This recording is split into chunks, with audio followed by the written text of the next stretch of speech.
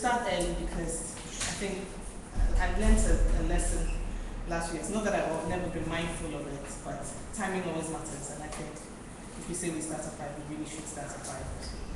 We're trying to keep to good timing these days. I'll introduce myself. Most of you know me, some of you don't. My name is Melissa Ayosi. I'm the Executive Secretary for African Entrepreneurs Hub. And we're a non-profit organization who's focused on encouraging youth entrepreneurship. We're built on the premises of integrity as the first thing, and also encouraging entrepreneurship as an alternative career option to youth. Simply because we believe that it's one of the tools that we can use to develop ourselves as a nation, and also to help with the huge unemployment situation within our country. So we're starting with Ghana. Our work is starting in Ghana, and hopefully we'll be able to spread ourselves across Africa sometime in the future. Every week we do this. We do this for one reason only, because we do believe that the opportunity to bring accomplished entrepreneurs face to face with young up-and-coming entrepreneurs like ourselves is something that really helps when it comes to building a business. It helps to meet somebody who's gone through the journey, somebody who's actually experienced it, to be able to tell us what it was like and what to expect and how to avoid certain mistakes. It's also an opportunity for us to be able to ask questions from very experienced people. It's an opportunity that most of us will never get in our business lifetime. So we're very grateful for our speaker making it today, because I think you will agree I have tried to chase him a few times and made him feel a little bad for not having time. So I'm grateful, I'm very grateful that you've made it today. But he will speak to us on our theme, which is taking your business to the next level. And hopefully we'll be able to learn a lot from him. But today, our speaker for today is Mr. Oting JC. And I know he's the MD and chairman for Tropical People and Conductors, but your accolades are many. He's been on the I know you're on the board for ACET. I know that you've been the past board chairman for ECG, for VRA. I'm sure you get a lot of questions these days wherever you go. And also for a good number of companies I have come across, which is very impressive. But what was most impressive when I was reading around and I came across was that he's interested in building a company that will outlive him. And that is one of the fundamentals that we are trying to teach the youth today. That as Ghanaians, entrepreneurship, I can say, is woven within our history. We all, at some point, can point to a grandmother, mother, auntie, brother, somebody who has a shop or some small business or the other. But it's about getting to this level where we can actually produce big companies that outlive us and are able to contribute to our society in so many ways, not just employment, but world-class businesses right here in Ghana. And it's one of our inspirations for doing it every week. So thank you very much, and please put your hands together. Let's work.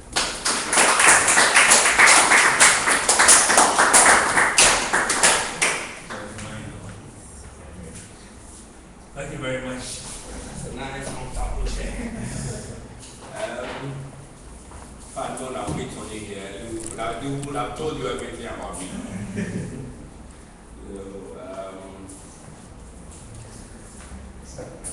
A business which will outlive you, and it's something I keep hearing about. Everybody says that. That strikes them that I started out in business with that as one of my most important aims, and it is true. It's got a little background to it. Growing up, my own father was a businessman, and one of his friends, and actually a neighbor of ours, was a gentleman called Mark Kofi. I don't know if you've heard of Mark Kofi. Mark Kofi Engineering. Mark Kofi Engineering started out as a small fitting shop in Kokumlele in Accra, not far from your place,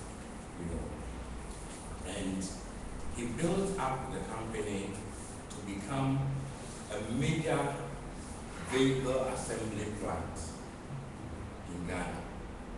He he was assembling Hino vehicles. These were trucks and Mazda cars. I don't know if you know the Mazda brand. It's a Japanese brand, along with Toyota and Nissan. But Mazda is a Japanese brand. And Makofi grew his business from a small fitting shop into this assembly plant. And growing up as a young man, I watched him because he was my daddy's friend. Later on, he became Tobin, he became a chief, he became better known as Tobin. But the name of his company remained Makofi. And he was contemporaries with the Kuchandanis. The Kuchandanis did Glamour, which has now metamorphosed into Malcolm. They are still there. With Japan Motors, Japan Motors is still there. With the Toyota people, and yet all those companies have gone past through 2 or 3 generations. But Makofi Engineering did not. So when I finished university and decided to go into business for myself, one of the things which struck me was, what's the point in building a business if after you are done, the business no longer exists? So I set out deliberately to make sure that I would build a business which would outlive me. And let me say this, it isn't, the examples I've given are all Lebanese and Indian-owned businesses which seem to have survived. But there is a good Ghanaian example too which has survived, which is Mechanical World. Mechanical World has also gone through 2 or 3 generations and has actually grown. So from a Ghanaian point of view, it is possible to do it also. So the lessons I thought to find out as to why this should happen, and I'll just give a few. Because you are entrepreneurs, you have all set up businesses, I'm sure, right? You seek to grow the businesses, and I'm sure that you are facing various challenges. I'm also certain that people in your position in our country these days, you would have attended several of these things, heard several people talk, entrepreneurial workshops, they tell you what to do, and you have to network, and you have to have a business plan, and all those things, But there are what I call the soft issues, the things which really underline your whole approach to business, no matter at what level you are, and which, if your business is ready to grow and transcend from one level to another, we should have consistently running through it. And the first one is for you to, one, get an education. I'm not talking about getting a degree or getting some more qualifications. Whatever you are doing, it is important that you get educated in that area. And when I say get an education, it's not book learning like I've said, but learning relevant to what you are doing. So I run a cable manufacturing company amongst other businesses. The underlying trend of all the businesses I run, tropical cable, Western rock, electronic engineering, the underlying principle is that they are all engineering businesses. I decided that I'm not interested in trading. So whatever I do, tropical products, which was in woodworking, is all production. But I'm not an engineer. I studied economics and I went on and studied law. So, but when you come to me and I'm in a meeting with my management team, many people often ask, where did I study engineering? I never studied engineering, not one day in school. But I made it a point to get educated in matters concerning engineering. That is what I'm talking about. So he is in leatherworks. And I'm sure that by now, if he's serious about making a career and growing a business in it, he should be able to talk about it as much as somebody who has studied leatherworks in university. And maybe even more. Because he is speaking relevant specializations. I'm reading, my current book that I'm reading is a book on PVC. PVC is a polymer which we use to insulate cables. And we are, for the first time in West Africa, we are bringing into a cable manufacturing company a PVC compounding plant. In Ghana, everybody imports the granules, right? And then they use it. But what we are doing is that we are bringing a compounding plant where we will bring in the chemicals and make our own PVC. So as I talk now, that is my latest. I'm trying to learn all that there is about compounding PVC. And what I found out, for instance, is that the same kind of PVC, I can make artificial leather out of it. Right? And it's the same compounding process. So really, I'm setting out to do it for cables. But there's no reason why I shouldn't compound PVC with which to make artificial leather. And it's because I'm spending time understanding the science behind it. If I need help, I will go to the University of Science and Technology, the people studying polymers there, and talk through it with them. And that is what gets me an education. So whatever even you are a designer, how many of you have tried to find out about textiles? What makes a fabric? How come one fabric is artificial, one fabric is natural? What are the differences? What are the advantages? What are the behaviors? The theory behind fabrics. So when I talk about getting an education, that is the kind of thing I'm talking about. Relevant learning for the business that you are running. One of the things you always hear about in running businesses is that you should learn to network. And I believe it's very, very important. It cannot be overemphasized. When I walked into this room, of course, I met Tony, who I know, so we started talking. But if I had been in your position, and somebody who is not normally in this room had walked in, I would have gone up and introduced myself and asked, who are you? And start talking. Believe me, it doesn't come naturally to me. I'm naturally a very shy person.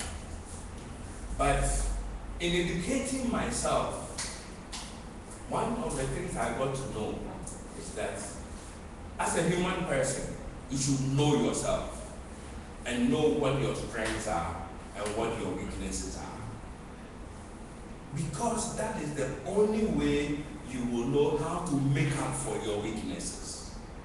And being the kind of shy person that I am, I realized that I would rather slink in my corner and keep quiet. So I try and compensate for it. So if I'm in a room and somebody comes in, I immediately go out, rather than follow my natural instincts. And that is the importance of knowing yourself. So it's important that every entrepreneur should know himself. That is, be honest with yourself. So my math is not good. I do not understand math. And when it becomes mathematics, I'm in trouble. So what do I do? I'll tell you what I did when I started out in business. I didn't understand it. But one of my mates, a friend of mine, genius in finance. So I went to him immediately and I said, Charlie, this is what I need you. This company that I'm starting, I need somebody who can take care of the finance. I can't afford you. So I'm not going to talk about paying you. But all that I'm asking is that give me some guidelines. And every once in a while, come and see what I'm doing and put some order to it for me. So he told me what accountants normally tell you if you ask them, keep all your expenditures, keep all your receipts, keep all your revenues, make sure they go to the bank. The normal thing, he told me those things. I'm sure you have heard about all of those things. What I asked him further was, so can you come every once in a while and look at it and decide what to do? But I cannot pay you. He said, okay. Because what is the use of having friends if you can't use them? And up till now, it's a story he and I always talk about.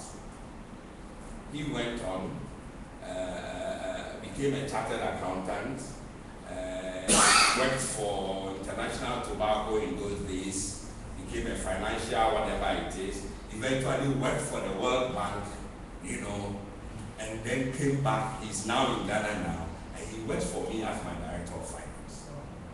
And we always talk about how we started the relationship. I couldn't pay him a penny. But today, when I'm teasing him, I tell him that he's 62 now. That look, all your pension, what we pay you is more than all your pension put together. So though I wouldn't pay you at that time, we are more than making up. And he would reply, but without me, you think you would have gotten where you are. I help you. So make use of wherever you will find assistance. So it's not a question of just knowing yourself, but knowing yourself in order to fill in the gaps in your knowledge, in your experience, in what you can do and what you cannot do. The other thing I also would like you to look very carefully at is what I call transparency. Transparency with yourself and generally. Too often we are tempted to keep part of what we are doing close to our chest, especially when it comes to the money and the finance. It's a kind of cultural thing. You don't want people to know how well you are doing or how badly you are doing. And it always reminds me of my mother. In school, I come after 3 girls. So I have 3 big sisters who were all in school ahead of me. And I remember a conversation one evening where the one I come after, Elizabeth, was talking to my mother. My mother sold plantain in the market. She started in Kumasi Central Market. By this time that I'm talking, she was selling plantain at Kanishi Market.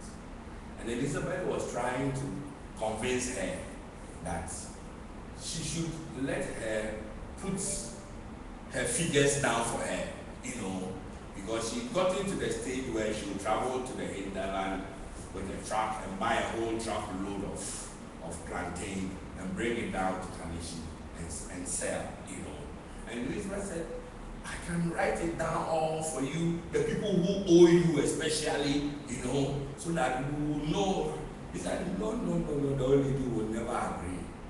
She said something to the effect that you want to see my worth, and she would never agree.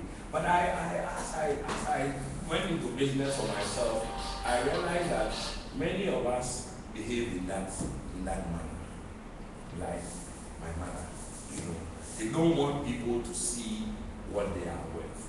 But if you do that, the problem is that yes, you may write it down yourself, you may trust your memory and things, but the business which exists in only a few heads cannot grow. If you are going to grow a business, whether you like it or not, other people have got to know how well you are doing. And the other people include your banks.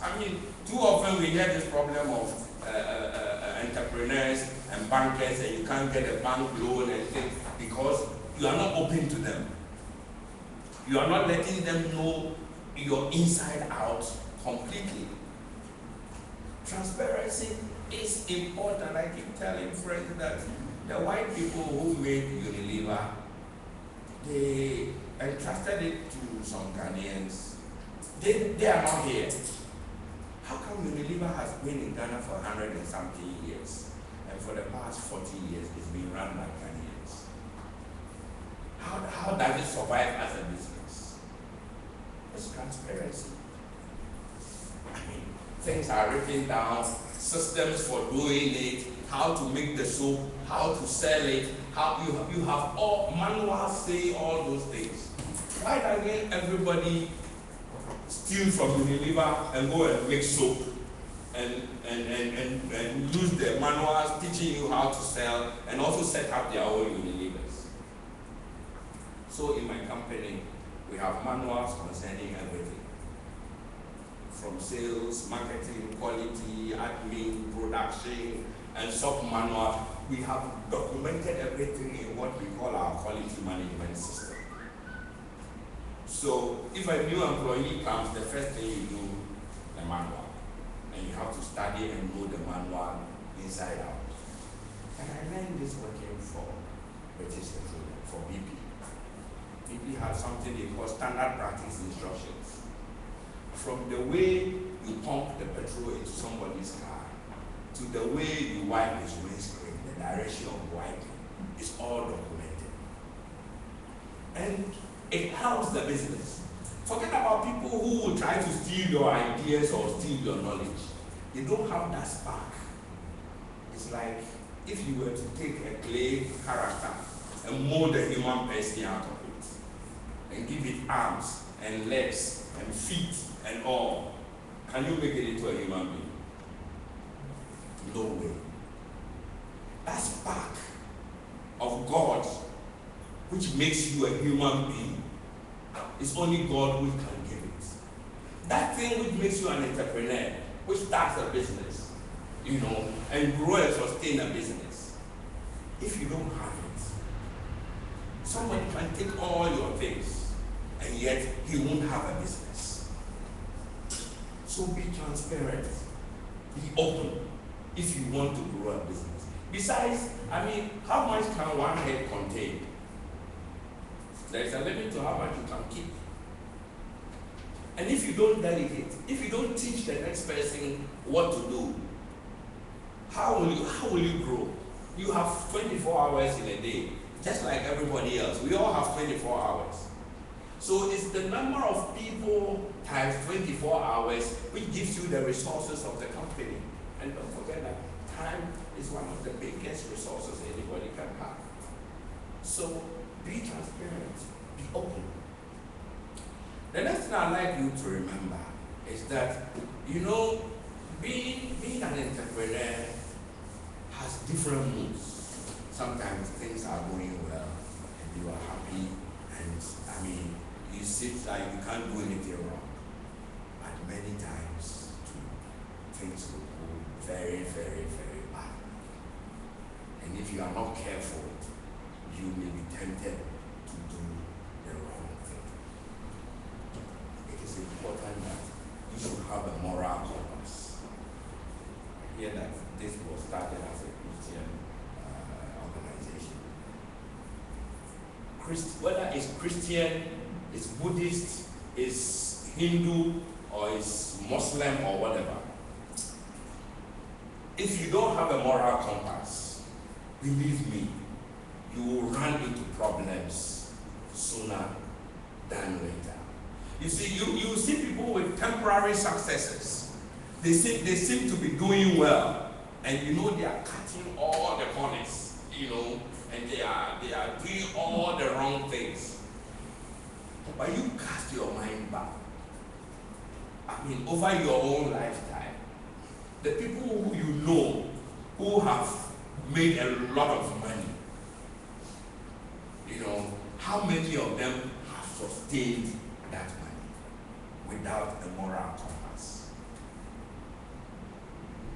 It is very, very, very important that there are certain things that they are completely no-go areas for you. And think through it, think about it. So you are going to IRS and the people are chasing you, and you have a problem with them, and I mean, somebody says, wow, these IRS people, I mean, you give them, it's all money they want. You know, give them, you know, do you want to do that? Do you want to cut that? Sometimes you may even find out that they could be wrong. But if you listen to the wrong advice, you know, where you don't even need to give, I'll give you an example. A couple of weeks ago, I was out of the country when I received a phone call, frantic phone call from, what is she? She's our mother-in-law. Her daughter is married to my brother, so she's my mother-in-law. You know, Rose Aluminium on the speakers. IRS people, GRA people had gone there. They were giving her a lot of, you know, our withholding tax and all. So she normally calls me when, you know, she calls me and says, Pamela, I mean, this report coming here. And I say that maybe I should even give them some money and you'll go. And I said, no. You are not going to give them any money and you'll go. What is it that they are talking about? I said, okay. You call Mr. Messer, my finance director, and talk to him about it. Let's see first of all if what they are saying is right. And she talked to him. He said, look, withholding tax according to the law does not apply when you are buying raw material. So all the huge raw material purchases you have made, that they say you should have withheld 5% off or something, so it was such a huge sum. It would be wrong. So sometimes you need the right knowledge even to face them. And I say this particularly about tax people. A lot of the time they come and they'll give you the impression that, I mean, you are liable, you know. But this you can move this also again back into your own transparency. For a lot of small businesses, if you keep proper records, you'll find that your tax liability is near zero. Because the petrol you are buying for your car, which you are using for your business, is an allowable expense. But if you cannot prove that you spend so much money to buy petrol, they add all that to your profits because there's no evidence that you want petrol. You know, but these are all expenses of the business. And it all comes about because you don't want to be transparent. But be transparent. If your business can pay you $5,000 a month, show it and pay the tax on the $5,000 a month. And remember that in months that you are not able to pay yourself, you can actually defer that payment until when your cash flow improves. The only thing you cannot defer is the tax on it. You understand me? But if you are not transparent and you are dead, so the people, so you are dependent on the profits. So you see yourself as an entrepreneur and yours is the profits. Budgeting yourself. Pay yourself the salary first. Because that is your due. If at the end of the day there is no profits, that is how the company has performed. Work harder to make sure that after paying yourself a living salary, because I cannot imagine how anybody can live in Ghana as a business person, as a young entrepreneur, on less than a couple of thousand a month.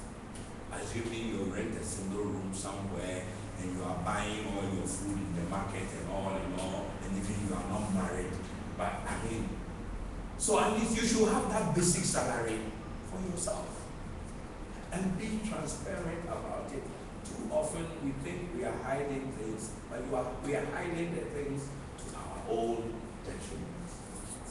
So be transparent and you'll be okay. And then the final point I'd like to make really is another story from my mother. You know, I learned a lot from the old lady. And it is that watching her operate, when she brings her plantain, normally she likes to buy it as green as possible.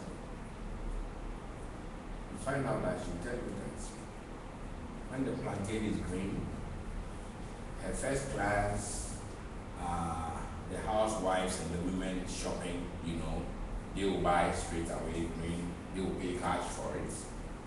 The chop bar keepers, they buy in bulk. They are going to use it to pound fufu, And she also tell you that chop bar keepers, they are good for credit. Because every chop bar keeper, they are in a specific place, and they are doing it every day, and they come and go. So you can give them credit. Tomorrow they'll come and pay for what they bought today, or this week they'll come and pay for what they bought yesterday. So chop bar keepers are good for credit. As the week wears on, you see the plantain starting to get ripe. The next people who will buy your ripe plantain are the people who roast plantain by the wayside. According to Mommy, those people, you will never give them credit. Their cost is so small. Today they are at this junction. Tomorrow they'll move across town to Dansoman. And you won't find them. He said, the people who I want to talk of honor, never give them credit, because that is the way they are, And then, as the thing gets riper, you get to the Kelewele people. The man will tell you, Kelewele people, though it's much riper than the roasted plantain, they are good credits. Because Kelewele people, you find that every evening they come to the same spot, because people know them and people go to that same spot, So they are based there, and everybody knows. Nyaniba Junction or Asalam Down, Super Service, or where the Kelewele people are. So she'll give the Kelewele people, no problem.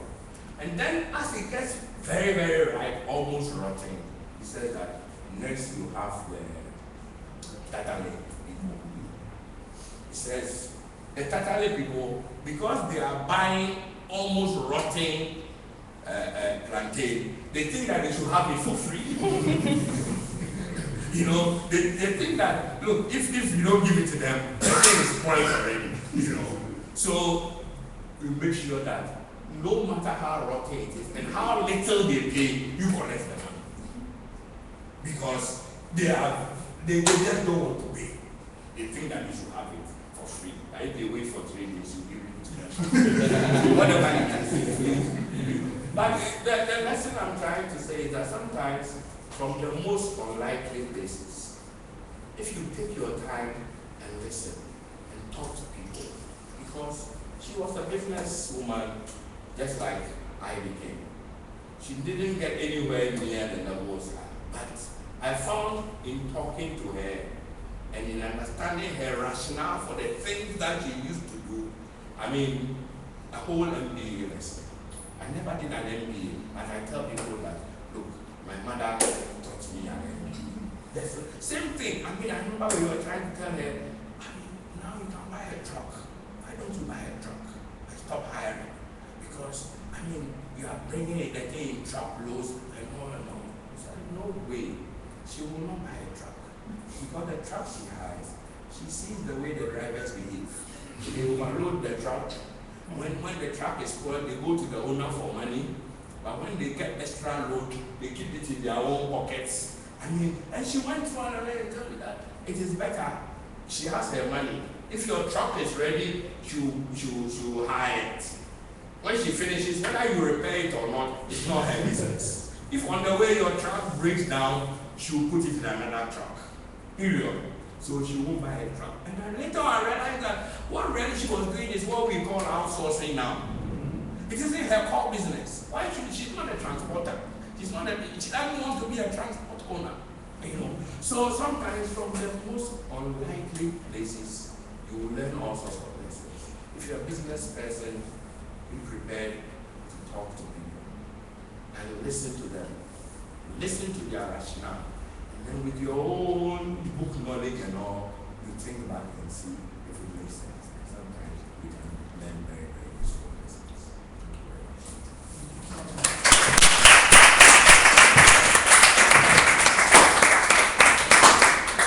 Thank you so much. I think it's lots of lessons to to be learned in a short space of time. But I'll start the question as always, I will start first. I wanted to ask, when you're starting out, one of the main things I think a lot of us find is, you mentioned you used some of your friends who could help you out to get there, but getting your human resource together, get people who you can trust to work for you and work well. How did you find that? You never get people you can trust. don't depend on trust. You know, build a system where you minimize having to use trust.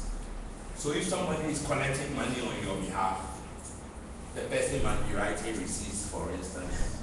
Make sure that they are not receipt books. The person will go and make their own copies.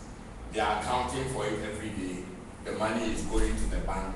We are reconciling the receipt book today, how many receipts has been written against how much cash there is. Do not, please, hire or work with people on the basis of trust. Work out the systems on the basis that you cannot trust anybody. That is my point, you know. And so you look at places in the system where you can check. So when my first company, I was doing wooden crates, right? And I would go to Commercial or Taprade and buy 5,000 crates, all knockdown forms, you know. And in those, it's a lot of pieces. If you look at them, you know, in Ghana we used to put soft drinks in a wooden crate. I don't know if you remember that. You know the plastic crates. But we used to put them in wooden crates. And each wooden crate had 8 pieces, you know. And I would go, I didn't have a sawmill or woodworking equipment when I started. And I'll source them in the timber market to various machine operators in the timber market. So they will cut the different pieces for me. And I'll bring them into my workshop. And I had a long line of people, and I broke the job into an assembly line. So this one will take a piece of wood and knock a piece on it and pass it to the next one. He will knock another piece on it, and it will go on. By the end of the line, we'll have 1 crate made.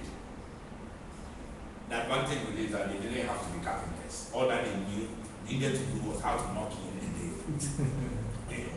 But the point was, how was I going to make sure that I bought 5,000 crates in knockdown 4, that somebody isn't stealing the crates?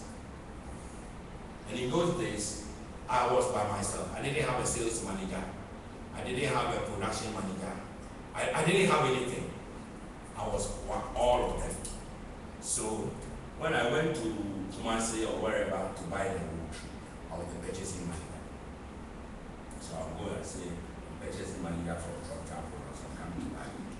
Then I'll buy them. And then I'll negotiate with the transporter. And the transporter. And then we'll bring the wood to Accra. And then I employed the boys. You know, I was the HR head. So I will interview who, you know, and then I will train them. Just carpenter, you know, I set up the assembly line.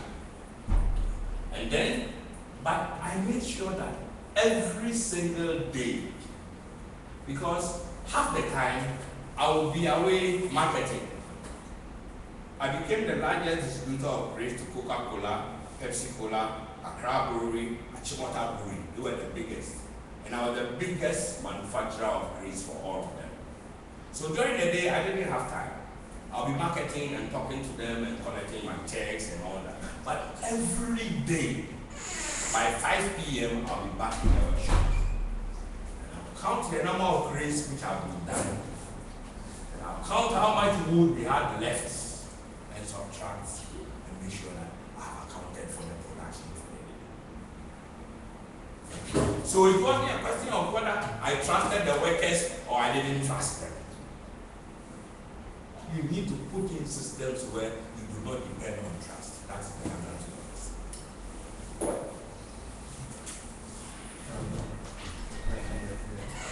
So, my name is Sam.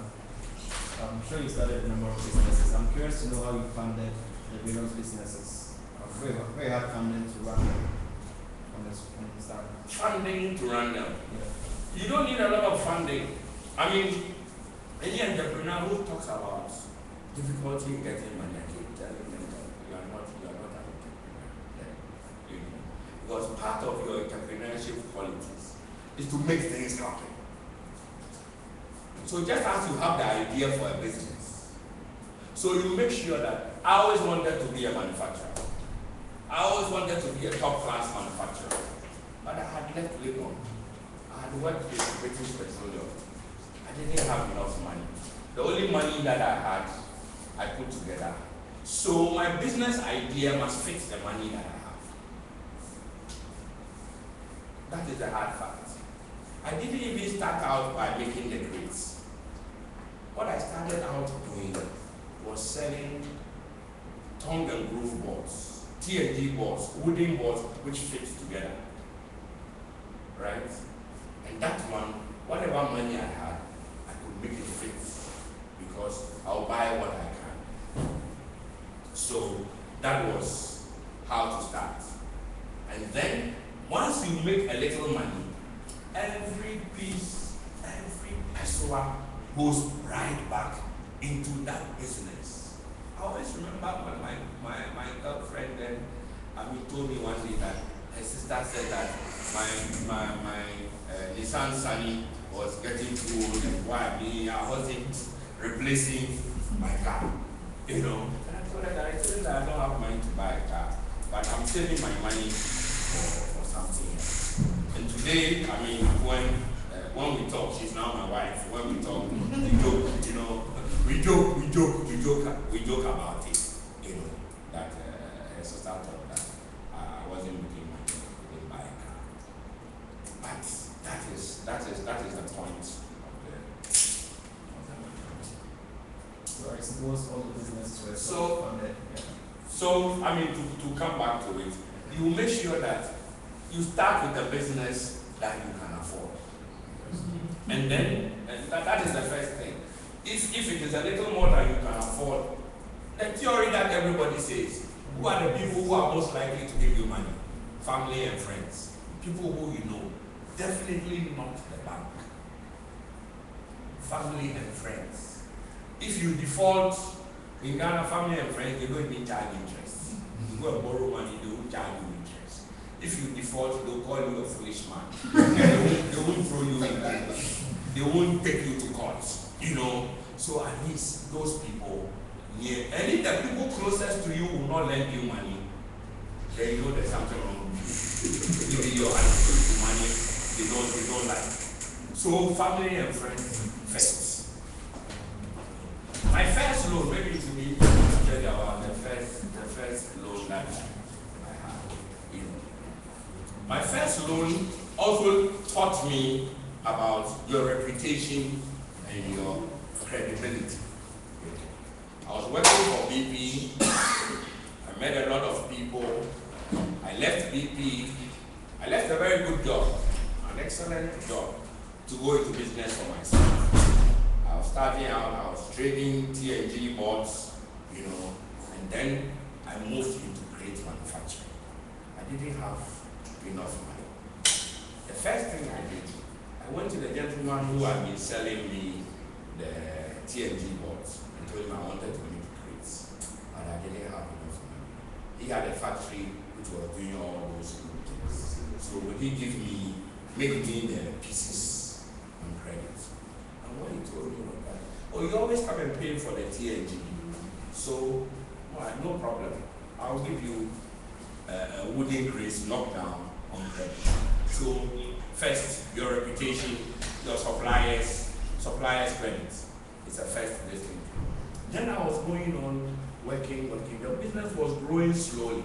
Then I noticed in those days in Ghana, there was a problem with nails, making the nails we use, you know. So I said, why don't I make nails? You know,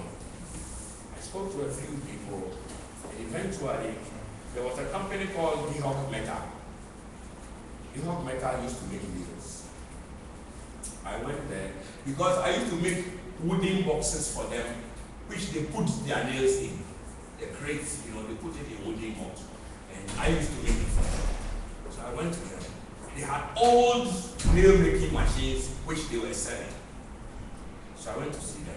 I spoke to their technicians because they were all my friends, networking. When I go there, I talk to everybody in the factory. They were my friends. I said, these old machines, if I buy them, can you repair them for me? They said, oh yes, but you need this part and that part and that part and that part, and we can repair it for you. So I bought 2 nail making machines from them, took them to my workshop. Okay, they fixed it and they repaired it. Now it was time to buy the raw material for it. And that involved importation, because nobody was making the nail wire. And that was a whole lot of money, and I couldn't afford it. So I went to my bankers. For the first time I appeared in the bank, I said, I want a loan. I said, why you have been going and coming, you have never come here? I said, yes. This is what I want to use it for. They put in the application, they did their business plan, blah, blah, blah, blah. He said, oh, this is a very good project, we'll give you the loan. Then we went through the process. One day when I got there, he said, sorry, it has been declined. I said, why? He said, you don't have collateral. I said, oh, I don't have collateral. So what can I do? Anyway. But the manager there, he called me and said, yeah, I mean, I've known you for this thing. My credit level is up to this amount. If you want, you can have it as an overdraft on your account. I said, but that cannot bring me the import. Okay, what I'm going to do is to acquire collateral. So when I was working for BP, I had acquired a piece of land in Achimota, New Achimota. So I proceeded to take money from the business and build a house on that land. Because the business was doing well. I was making money. But I was reinvesting the money always in the business. The bank needed a collateral. So within a matter of 9 months, I had roofed the house. I went back to the bank and said, now I have collateral. Can I have the loan? It was SSB, Social Security Bank. By then they had brought in some white gentlemen from somewhere who were looking at their systems. We got back to somebody there and he looked at it and said, loan declined. So I went to find out why. The guy said, look, Mr. Tundes, it looks like you have been taking money from your business and using it to build the house. I mean, that is a very bad management that you are doing. I said, I agree with you. But when I want the loan, and they said I don't have collateral. So I proceeded to provide. They said, no, I'm afraid that is bad business. I never got the loan. I never got into the nail making. No, I never did. So, look, we have had a lot of failures too. Don't believe anybody who tells you that he has done business and hasn't had problems. They are not telling you the truth. We have had a lot of failures. I didn't. The money spent repairing the machines got wasted. Eventually, somebody came from, I think it was Bibiani or somewhere, and bought the machines. I don't know what they were going to use them for. They took them away. I sold it at a loss. There was no point keeping it. I sold it at a loss. And continued with my crate making and building out my district. And then one day, we went for, we call it Furniture Manufacturers Association meeting. And we had invited a group of bankers. It happens in Ghana to come and talk to us. And one of them was the managing director of Social Security Bank. So in the course of the meeting like this, there are people talking and all that. I got up and told him that his bank was a very useless bank. And this is what they had done to me, you know. They had made me build a house and then they refused. He said, what?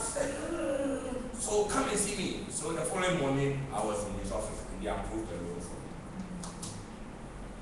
So sometimes, bad situations, but then the amount of money that he was called Mr. Thompson, I mean, he gave me a good facility. That is business for you. Yes. What really was your inspiration for going into manufacturing? My inspiration for going to manufacturing. Yes. I see my mother selling plantain, or I see my father. My father used to also be a cement distributor. I see him distributing cement. I saw them at the beck and call. My mother of plantain and the weather and these bakeries and all that and all that. My father Gassem and cement works and cement price and all. And I was determined that yes, I was going to work for myself, no doubt, but I'll work for myself manufacturing something. It's just the experience I saw with them in their training. And generally, you see, it's in our country that we don't seem to progress. People normally start with trading, no matter how small, But trading money should go into manufacturing. I think that is the way. Yeah, please, I'm coming from the trust point where she raised the trust issue. Yeah, so please, when you started, how were you able to tie the interest of your workers to their productivity, what they were doing, as in terms of pay, compensation? Because it's a key area in business. You need to reap the best out of it. Yeah. I was paying them piece rates. Okay. Piece rates. So at the end of the day, if today we had made 2,000 crates, everybody knew how much we were getting. And then to everybody, what about those who came on later on? The finance manager and how are you? I mean, first of all, Okay. discipline is very important. Even in a small district, if you start work at 8, please, if you start work at 8 and somebody comes at 9, it will be difficult to decide how much you should have against those who came at 8. Send them home. Period. So work starts at 8:30. You are here by 8. We start at 8:30. For your managers, honestly, you have to learn to be generous with them. When I say generous, it's not as if in dashing them money. But there's no point you take somebody to be a supervisor and you pay him like today, you say you are a supervisor, but you have 500 cedis a month. I mean, it is clear that the person cannot live on 500 cedis a month and give you an 8-hour day, 5 days a week. You are inviting the person to be dishonest. So you have one of two ways of doing it. So now we don't have money, but we can give you 500 cedis a month. But you see, every time we manage to sell 10,000 cedis worth of goods, you will get another 1,000 cedis. So you tie it in, because they can also see how much money is coming in, what you are using to buy your fabric or whatever. I mean, if you are frying kiloli, what you are using to buy your plantain, and so if you have an assistant who is then like the manager or at that level for you, and you cannot pay piece rates, you have to be reasonable with them. It's not a question of keeping the money for yourself. If not, you cannot attract the kind of people who should work with you. And believe me, when we say that it's all about people, it is. It is. I mean, I can afford now to take off, 1 month, 1.5 months. Last year when I was ill, I was in the US for 3 months. The business ran. It doesn't need me. And that's the whole point of our business, to survive you. So you have the people there who run the business. It doesn't need you. Then you know you have a business. So pay them well. And be transparent, let them know if we are getting money. If we get this amount of money, we'll pay. And don't set impossible targets. Don't say if you get 100,000, we will give you, knowing very well that you will never get more than 20,000. Be realistic with them. How time do you start giving or setting aside your pay, your personal pay? Because when you start a business, I know you have to work for the business. You need to grow it. So at what stage do you start providing money aside for yourself as a pay? I think that you should write from day one. If even it is only 200 cedis a month, You see, your pay doesn't have to be big. You are the entrepreneur. You are starting out. You are the risk taker. And don't forget that the essence of working for yourself is that you are taking a risk. But the fact that you are taking a risk does not mean that you won't eat. Of course, if you live with your parents and they'll provide you food, then you don't need to take 200 cedis a day. You can live on 100. That's honest. Be faithful to yourself and grow that business. But it's important that you set aside a salary for yourself. If not, the taxman will come and take it anyway. Because remember, we are going to be honest with the taxman. So if you set it aside for yourself and you don't reach it and it's accumulating, when you do your accounts, it will show that on page salaries, though you have paid the tax on it, this is due you. Then you can get it out.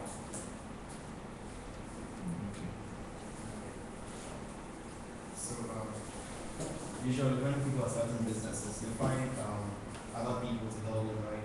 So I'm wondering why you choose to what you know and start instead of finding someone else who could help make it work easier for you. I couldn't afford other people. I didn't want to bring in half-hearted people. I never work with family.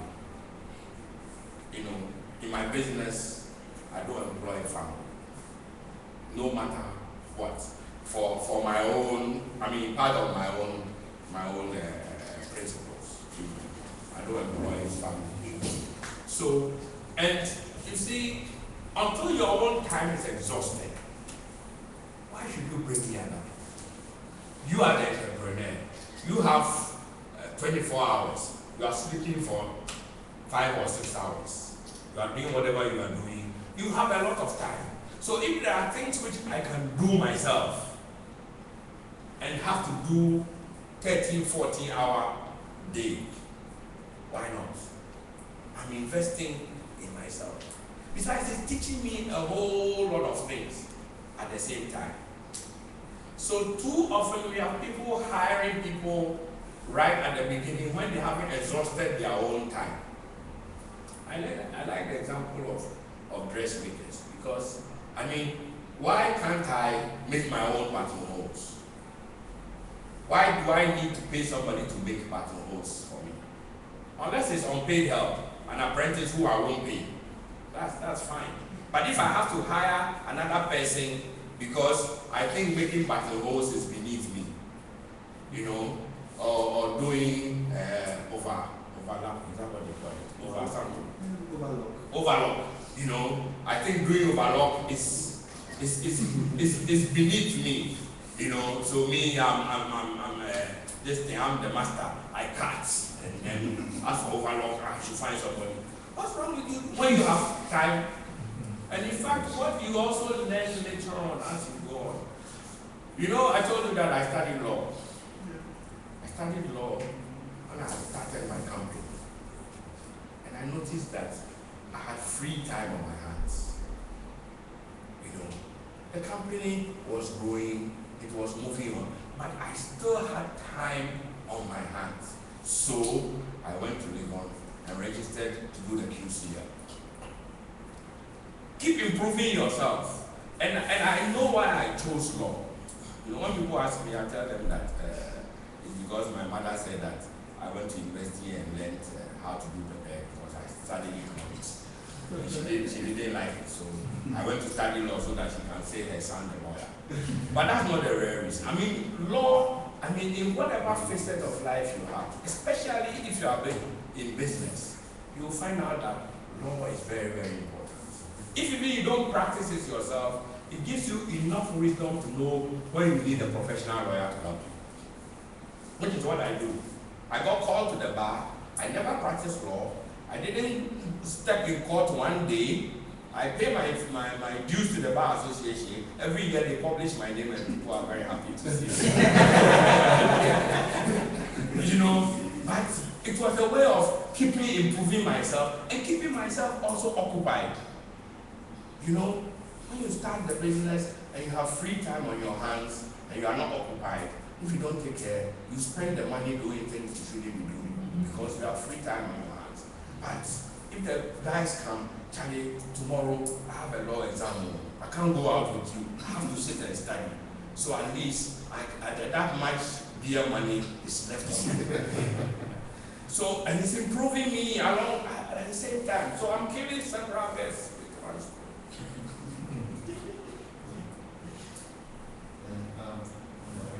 He's the one with me. My last question. What do you think about taking money from an investor as opposed to like bootstrapping? As opposed to Like starting with your own money. Like, if you have your own money, why should you take money from an investor? well, usually people think that if you have like a bulk sum of money there, then you can move faster and own a business quicker than you have done on your own. Right? It depends on, you see, it depends on your own background and experience. But I keep telling people that now, I mean, when I'm opening a new company, when I'm starting a new company, I don't even need to be there. You know, I mean, I have lawyers who will do the paperwork. I have people who will go and hire the premises or whatever we want to do. I'm just putting in money, and I have people who are doing it. I don't need to worry. But the important thing is that when they go to registrar generals and they come back and they are telling me what their experience is there in registering a company, I have done it several times. So if what they are telling me makes sense, I understand. If it doesn't, I understand. If they tell me that they are spending 1 month to register a company, I know that it's not true. So when you are starting a business, I would like to do a lot of things myself. If only to get the experience and the knack for it. I had a degree in economics. I was going to do manufacture, make crates, right? I mean, all that knowledge, and along the way I also had a diploma in marketing. All that knowledge, you know, meant that I knew what it was to do purchasing. A little of it, a little accountancy, a little marketing. I mean, you know a little of all those things. I don't like practice it. You know? And it's a learning process, you know. You get to the stage where, so I was also driving my car. Now I don't need to drive. So you get gradually to that stage where you can outsource even more of these things.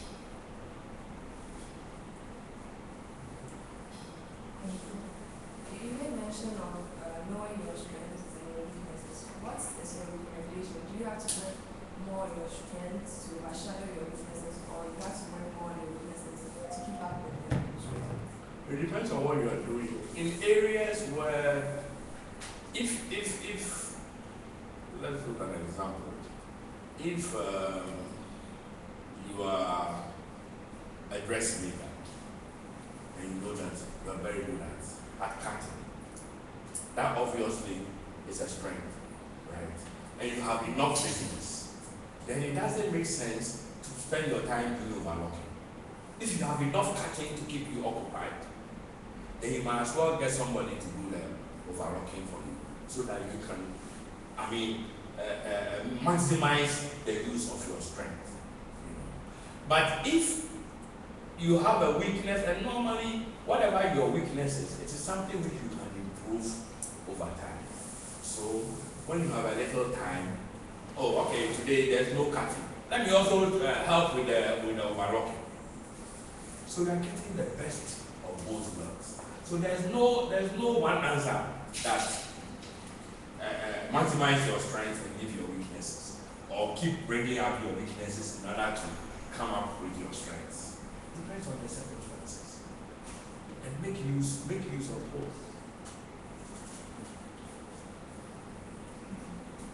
Correct me if I'm wrong, but I read somewhere that the company Tropical Cables, it's also in other African countries, Liberia, and there are very few. I was very impressed when I read that years back, because there are very few Ghanaian companies that manage to go cross-border, and also, so what was the process like setting up in other African countries?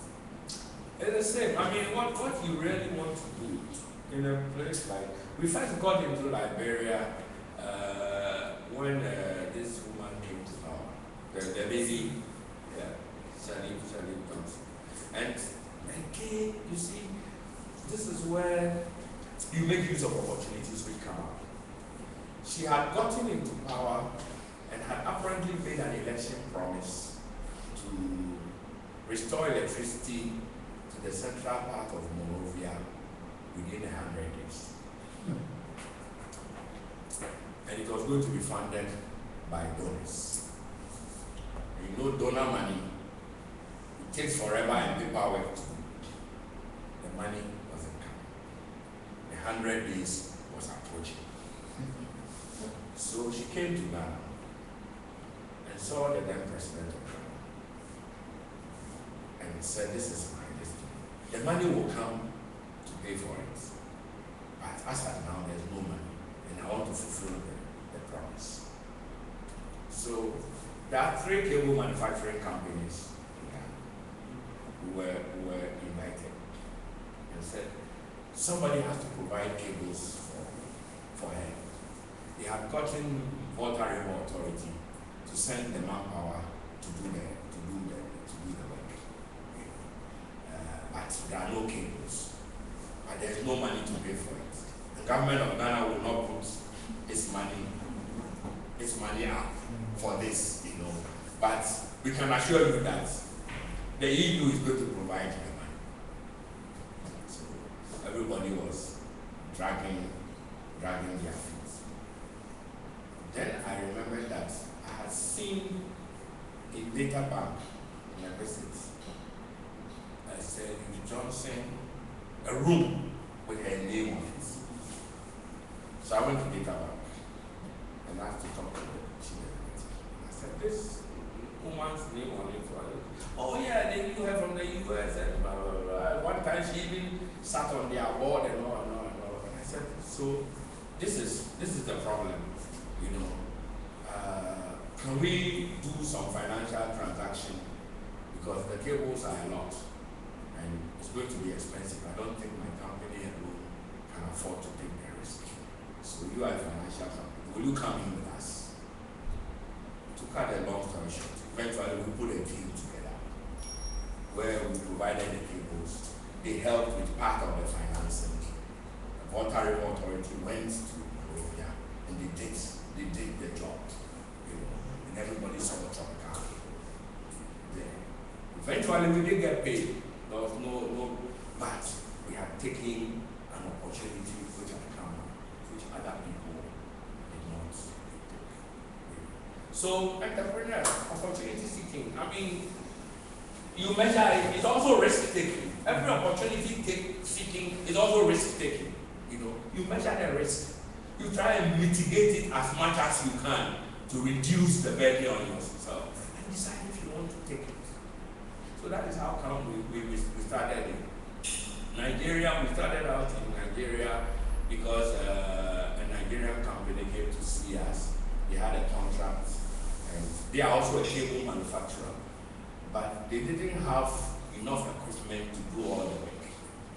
So they wanted us to do part of the work here and send it to them. And we said, no problem. So we manufacture up to a certain stage and then we send it to them and then they finish the process and pass it on as their own. But that was our introduction to the Nigerian market. Eventually when we set up my second, another company, Western Rod and Wire, you know, it has become the largest manufacturer, in fact the only manufacturer of aluminium rod in West Africa. And Nigeria is our largest export market. In fact, we sell about 40% of our production to Nigeria. And we sell all the cable manufacturing companies in Nigeria. But again, it came just because we took that chance with the Nigerian company who came and asked us to do it. So that's the way it is. And because we sell to Nigeria, you know, eventually we got Ivory Coast too. Now we sell to Ivory course, we sell to Cameroon, we sell to Nigeria. I mean, that's the way it goes. So, Okay. usually we get told as young startup companies, it's good to have a mentor. I personally believe in it. It's one of the things that we advocate in our organization. Did you have a mentor when you were starting? Several, you know, people like Mr. Johnson, I don't know if you know Mr. Johnson. I didn't, it was not a formal relationship, you know, but I would meet with him, talk, discuss. He's somebody I had always admired because just watching what he did with Unilever, you know, maybe I can tell you a little story. In Ghana, there used to be two big industrial groups. There was the UAC group of companies, and there was a group called AG Leventis, you know, and they were in trading, manufacturing, vehicles. They were the two groups. And then after independence, from what I was told, Kwame Nkrumah bought AG Leventis and turned it into GNTs. So GNTs became one group, and then the UAC group too became one group. The UAC group has gone on and now become Unilever. And where is the GNTs group? It was government. Both companies were run by Ghanaians. Believe me, UAC group was run by Ghanaians, just like GNTs. In Ghana, the same economic conditions, the same economic problems, the same tool making and devaluation and all. One has grown into Unilever, big, strong, public quoted, and one GNTC is dead, right? Mm-hmm. And the man I credit for doing that UAC transition to Unilever and keeping it going is Mr. Yamson. I've told him to write, I don't know if he's writing. If he tells you some of the things he went through, even with the owners, the foreign owners, convincing them about the practice. At one time, he was selling the assets. Kingsway used to belong to them. He sold Kingsway, sold their buildings. So he was selling assets and concentrating it in the manufacturing, the soap making plant. And they didn't understand. And he told them he was doing a transition and they will come up with a bigger, stronger company. So yes, I mean, that is one kind of mentor. Another kind of mentor, which I have realized is very important, is your own peers. You know, people you are doing things with, but where you can sit down and be honest and sincere with one another and take advice from one another. You know, I used to play squash with Edwenifa, and every Saturday after squash, he had just started Fidelity discount house. You know, we'll sit there and we will compare notes. What is happening? You know, when the opportunity came to get BISO volunteers, there's an organization called British Executive Service overseas. Volunteers who come and help. We both went for it. We'll compare what is your BISO doing, what's my BISO doing, how, you know? Yes. So, and you get a lot from that kind of, you know, peer mentoring. You may not call it mentoring, but it is mentoring. You know, Kofi Amami, we will meet and we will talk and we will joke and we will have a drink. But you pick lessons, you know, they are in different industries, they are in different things, but you learn along as you go. So make friends with yourselves, you know. I mean, I have a friend I like, he just come back as Ghana's ambassador to Dubai. He just come back here, you know. And look, we will talk and laugh and discuss very serious things. And sometimes even share opportunities. I tell you that 20 years ago, Alaji was the one who came, I had an office in Anabraka, he had an office in Kokumleme. He came to me and said, Charlie, Tema, you know, industrial land, there's some industrial land available in Tema. I'm going to get one. Let's go. So we drove to Tema, went to see them, and acquired industrial land. In those days, that place was bush, you know, but the lands were going at very reasonable rates, and acquired the lands there. How would I have known if we weren't doing PM mentoring? So he came to tell me, and so that is your answer. Yeah, please, I want to find out. I know in business, the competitors are the main issue on board. Please, I want to know how you manage them, because first you start to know the people who are doing the same business with you, and how you manage to, let's say, manage their threats and all that to become successful in life, in your business wise. You know, small as this Ghana market is, believe me, there is no business here that you need to monopolize in order to make money. Do not fear competition. Ghana market may be small, but believe me, it is bigger than whatever you are doing, several of you doing the same thing. And the market will always reward the best and excellence.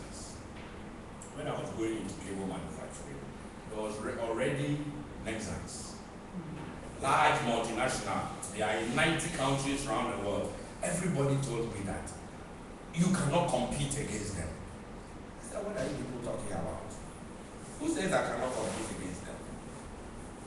You know, there is when the first day that we started small production, small this thing, you know, I went there and asked to meet the MD. He was a very nice guy, near eating. So I went to see him and said, oh, I'm up the street from you. We are about to start production. I think that we are competitors. I should come and get to know you since you are my senior brothers. I don't know how it. He was so thrilled. He said, yes. I'm very happy that people have been still talking about another cable company coming, but we never see it. So if you have started, welcome. I'm also a Ghanaian, though German trained. That's why I will run a German-owned factory. I mean, whatever assistance that you need, come to me. We will talk. And I said, if you say that there, then I'll come. Because what I'm starting with, look, the only people who know how to run cable equipment, they are in your factory. I mean, I'm new people. I'm teaching. We don't know a lot of things. So whatever it is, I'll come to you. He said, okay. And we began a friendship. You know, and he was true to his word. One day he told me that, look, maybe one day, I don't know if my kids will come and work in your factory. But I think that there is no, this market is big enough for all of us. Ghana has 25 million people. We have 3 cable manufacturing companies. Taiwan has 24 million. They have 200 cable manufacturers. It is a question, of course, their income per capita is 30,000. Ours is 1,200. But if we are going to grow this economy, manufacturing is one of the ways to grow it. I don't have a problem. A third company came. They came to poach workers from me. I said, very good. In fact, if they had come to ask me, I would have. Because the more workers you employ, right, the more Ghanaians who will earn a salary, the more Ghanaians who want to build a house, the more Ghanaians who want to buy cables. So for me, it's not competition. Don't worry about it. Just keep doing what you are doing the best way you can. That is the essence of it. Don't think that, oh, this man will know that I brought this style or I did this and I did this. I mean, 20 million Ghanaians wearing 20 million shoes. How many shoes can you make?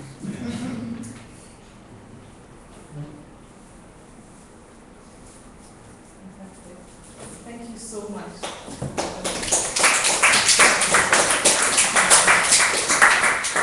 It's been definitely a worthwhile. Thank you so much. I'm very grateful you made it today. As always, we start everything with a prayer, we end with a prayer. But before we do so, if I can just ask you not to leave when we finish. We have some aperitifs so that you can refresh yourselves, stay behind, and talk to each other as we've been advised, network and get to know each other and how we can all help each other. As well, please fill in our registration forms before you leave if we don't already have your details, and give us your feedback when you can. Thank you so much. Please, let's bow our heads in prayer. Nana? Let's pray. Heavenly Father, thank you so much for this time, Father. We're so grateful to you that you could bring this activities, Father. We know that you are very, very busy, Father. You made time, Father, for us to work with us, Father, because he believes in us. He believes that the future of Ghana depends on you. Those of us here, Father, we just want to beg you for your wisdom. We ask you for understanding. We ask you, Father, to just give us a humility, Father, to transparency, to be able to learn from each other, listen to each other, and, as much as possible, Father, you the people who we have chosen to be our mentors, Father, we can listen to them, learn from them, Father, so that we can be better people, God. Father, I pray that in our businesses, Father, we begin to do well, Father, as we expose ourselves, Father, to the scrutiny, Father, of statutory bodies and all that, Father, that we will not be afraid, Father, we just trust and believe in you that, Father, if we live lives of integrity, we'll do well, Ghana will become a better place for all of us. Thank you so much, because we pray, Father, we ask that, Father, you take us out of our safety, especially for TTC, and that we pray, Father, that next time we call on you, Father, you will be here to inspire us, to motivate us, to help us to do what we do. Thank you so much, in Christ's name. Amen.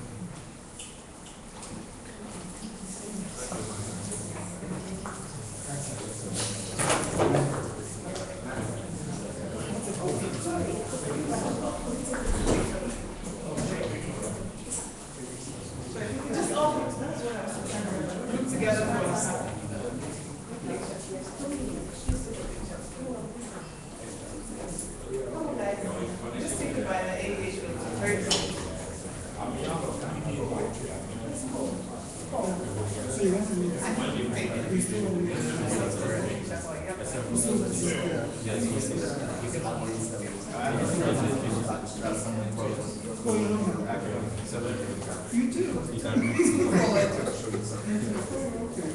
Is that what?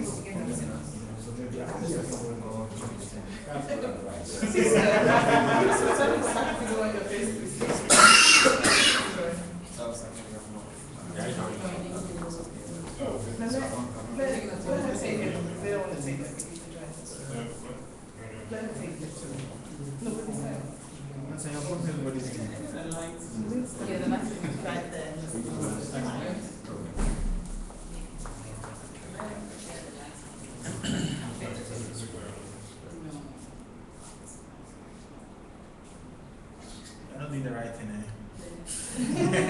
But you get lights. Yeah, because of lights, right? You have to move or something. It's okay. Maybe we should go under the light. It's actually the one behind.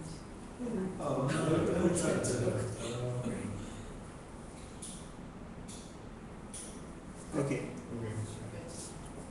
Oops.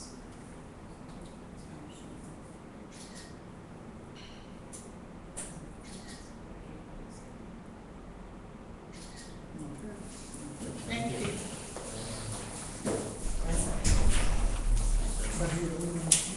So they're coming. Yeah, They're talking about Oh,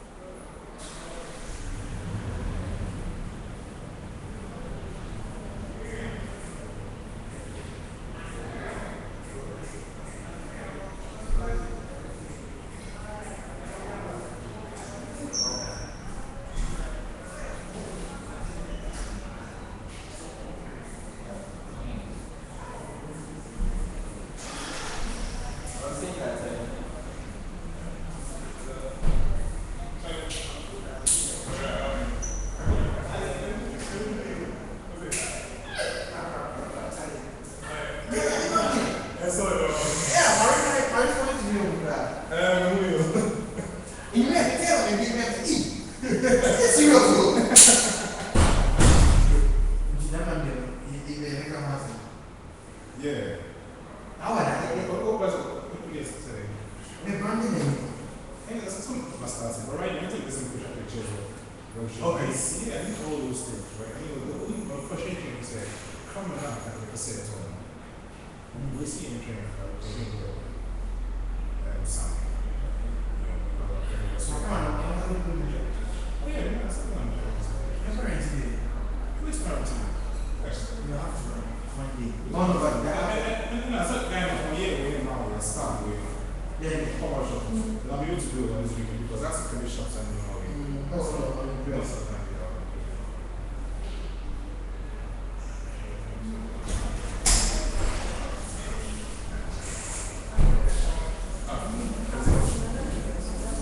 Larissa! Oh, yes, they will the service. So I inboxed I started the feedback Friday to tell her I'm not contributing to the common source. I'll not be after.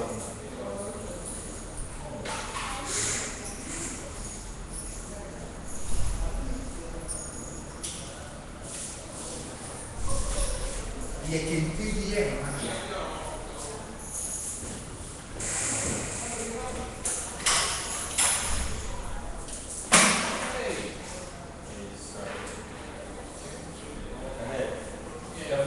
One bite.